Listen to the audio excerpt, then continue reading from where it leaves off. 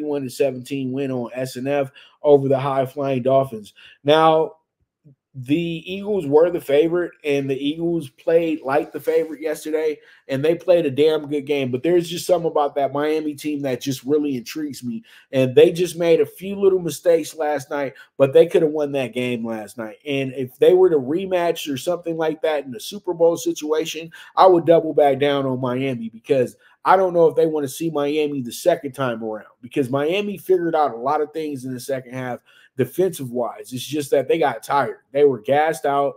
They really were out of their element after midway through the third quarter. Even though, pretty much you had a very good Eagles effort last night, because the Eagles gave up a defensive touchdown, and then that was it in the second half.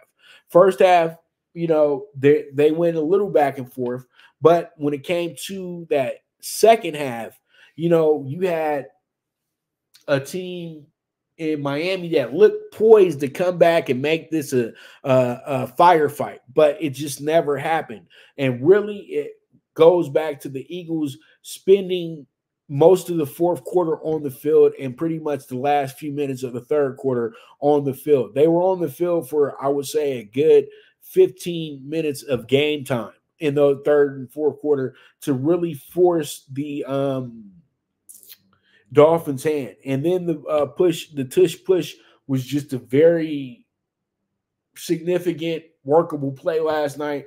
They used it pretty much every time they were 4th and inches, 4th and 1. It worked every single time last night as well, too. And Sirianni made the right decisions at the right moment. That's what made this game work for the Eagles, because a lot of people were questioning, why would you go for it on your own 30? But with the tush push, you can do those type of things. And that's what he realized, and that's where they went from there.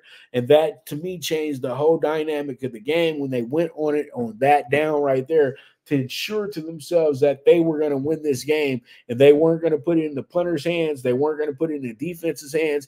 They were going to have the offense collect their check the correct way. And that's exactly what happened. Even though you were taking a monster risk on your side of the field on that mark of the ball.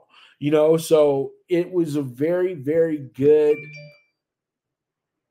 structure game for the Eagles and Sirianni. It was a good growing up game. And I think that the Eagles are still a work in progress, but at this point right now, you can't deny them on being the best team pretty much in the NFC. Even though I think San Francisco is a tad bit better, we can't deny the fact that this is the NFC champions, and they didn't regress. They've actually improved the roster, and they have guys on the roster that are Pro Bowlers right now. And they'll probably have a record when it comes to guys playing in the Pro Bowl this year. But they do need to do more to get Devonta Smith involved, and they need to do more to get guys like Watkins involved as well too.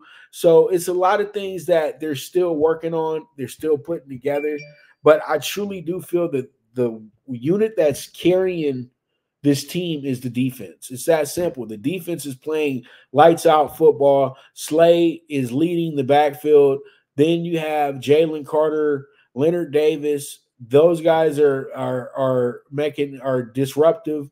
The disruptors. You got Hassan Reddick, who's a great outside edge rusher, and then you have a great IQ guy in Nakobe Dean. There's just so many things that you can count on with the Eagles. So as long as they stay healthy and as long as they stay executing, the Eagles should be still right there at the top of the list for anybody. So pretty much with that, that's going to be a wrap on the NFL Aftermath Week 7. And when I get back, we will go ahead and talk those tickets. So you guys know this is the Premier Sports Betting Show, and I'll be right back to you. And I am the primetime capper, Pop Dibiase, and I'll be right back at you. Now you and your friends can compete in the sport of kings and win big with Stable Duel. Get the app, pick your horses, and get in on the thrill of horse racing with daily games competing against other players. Bring home the glory and the cash, and move up the annual leaderboard while you leave your competition in the dust. Get in the game with Stable Duel. Play, race, win. Good News Only Racing Club, led by the legendary Doug O'Neill, the trainer of 2 Kentucky Derby winners and I'll Have Another and Nyquist. Also trained 2-time Breeders' Cup champ Golden Sense, who are just a part of a long list of thoroughbred champions trained by Doug O'Neill. The Good News Only Racing Club has a young core of horses to look out for in Dennis's Celery, Irish Heatwave, and Notre Dame, just to name a few. Win the day every day with the Good News Only Racing Club, a proud sponsor of the NFL Bet Exchange. All right, we're back with the premier sports betting show, the Primetime Angles. And let's go ahead and jump into talking tickets. We got ourselves